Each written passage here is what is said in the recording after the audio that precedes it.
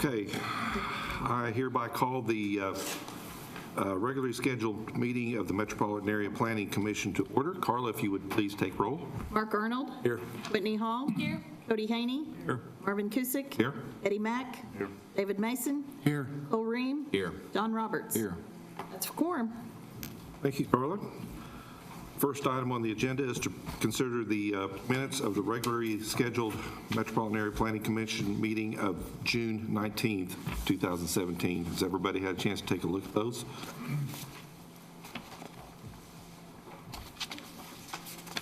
So I will entertain a motion.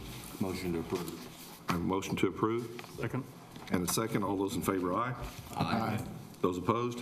That motion carries. Item 3, administration, paragraph 1, consider the approval of an application for a capital recovery for the water line extension by Warren Power and Machinery Incorporated of Midland, Texas, on the North State Highway 81, project number W1713A. Robert? Thank you, Chairman, Commissioners. This is an application for capital recovery.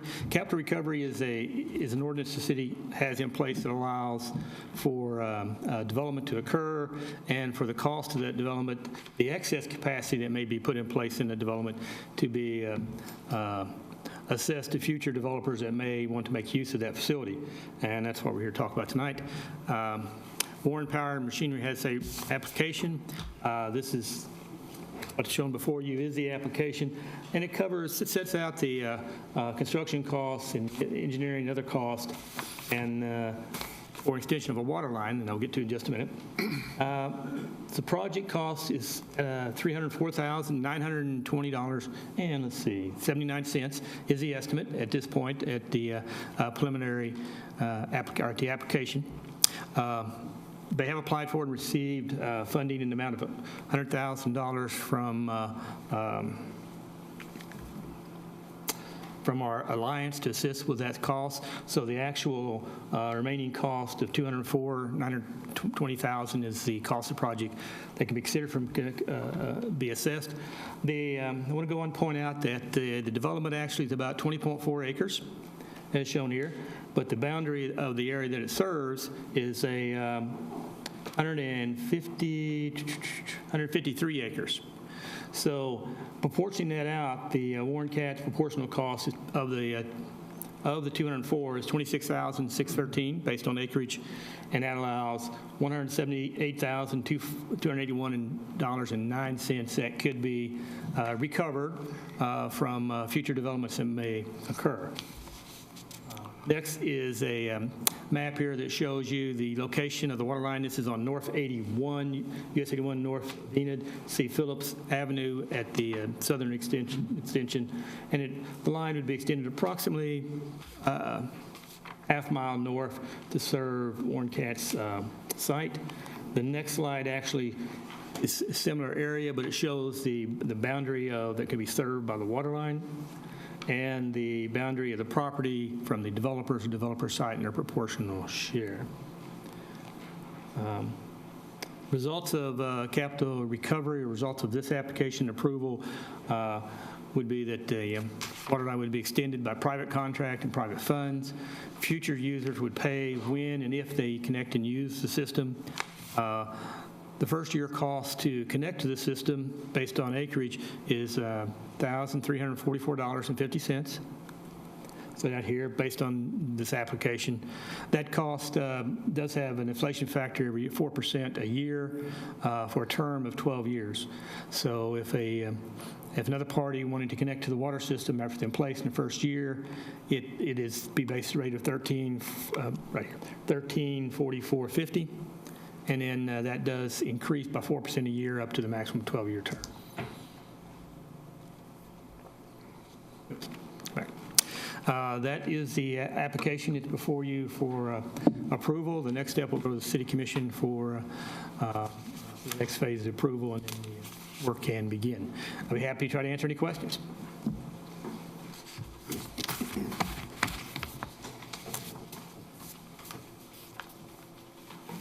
If there are no questions, I'll entertain a motion. Motion to approve. I have a motion to approve. Thank you. I'll second. Okay, I have a motion and a second to approve the application for the capital recovery for the water line extension by Warren Power and Machinery. All those in favor, aye? Aye. Those opposed? And that motion carries.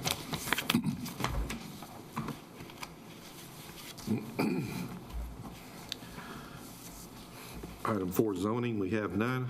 Item 5 is use by review.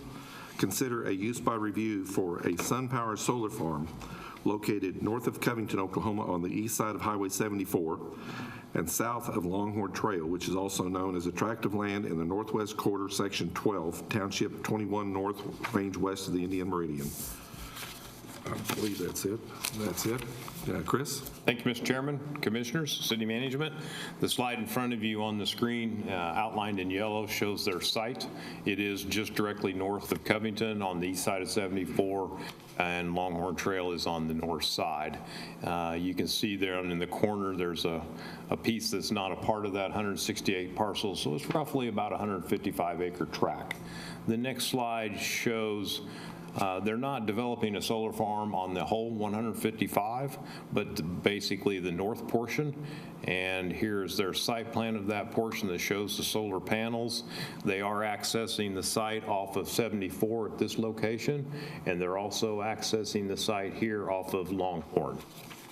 We did reach out to Vance Air Force Base for their findings of this project, as well as Woodring Municipal Airport. Both reported back that there were no issues and they support the project. Are there any questions that staff can answer for you?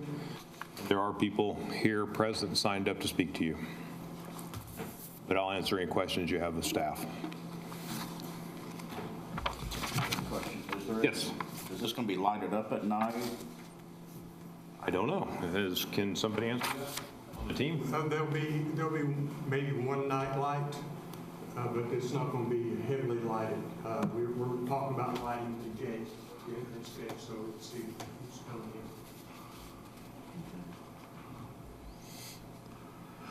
in. Can you tell me how many acres this is actually going to cover? Speak for your team. Just give your name. This is Jeremy Mansell from SunPower. Yes, sir. Doing the project for OG&E. It's 80 acres of developed land. Okay. Was my understanding that it's not covering the whole 80 acres. Is that correct, or is it? I think that's the 80 acres. What was it, Joe? The full is 100. Oh. 155. We're using the 80 Okay. of the 155. So what we see there covers 80 acres? Yes. Okay. Another question. I'm assuming this is going on the land that was previously farmed by a farmer. What's going to happen to the area in between the solar panels? So what we have is we revegetate with natural vegetation, so it'll just be open land using that vegetation. Okay. Have you checked with the Soil Conservation Service to determine drainage? So we haven't checked with that, but we have done a hydrology study and a wetland study, and we have a flood permit with Garfield County. We've also turned in a stormwater permit with the DEQ. Yes. Okay. The energy that's produced from this, will it be transported overhead or will it be underground whenever it leaves? So what we have, it's connected to overhead lines that are existing on the west side of Highway 74, and we have an underground conduit that will transmit that from the site to the existing line. And then it's also divided, there's existing lines also on the east side of the site, and we're tying directly into those lines as well. We're stepping up. Would it be in the long-term plans to expand into the balance of those acres, or? There's no plan to expand the site at this time.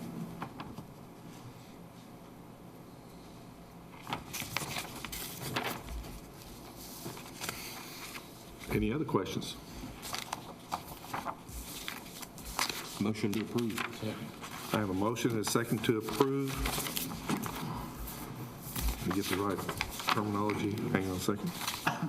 the use by review for SunPower Solar Energy located north of Covington. All those in favor, aye? Aye. Those opposed? And that motion carries. Thank you. Second, please. Thank you, Don.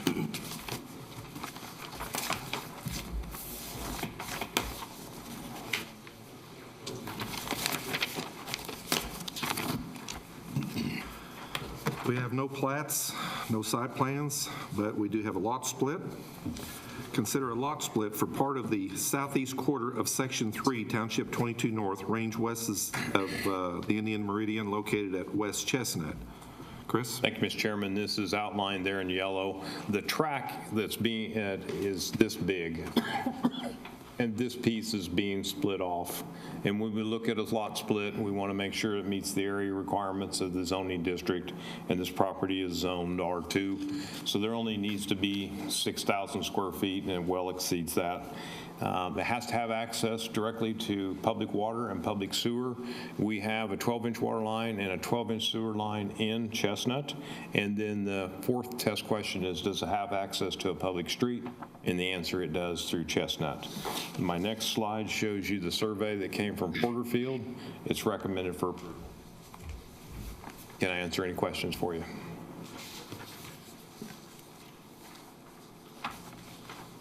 Questions? Motions? Second. I have a motion and a second to approve the lot split for the part of the southwest quarter of Section 3, Township 22 North, range west of the Indian Meridian, located at West Chestnut. All those in favor, aye? Aye. Those opposed? And that motion carries.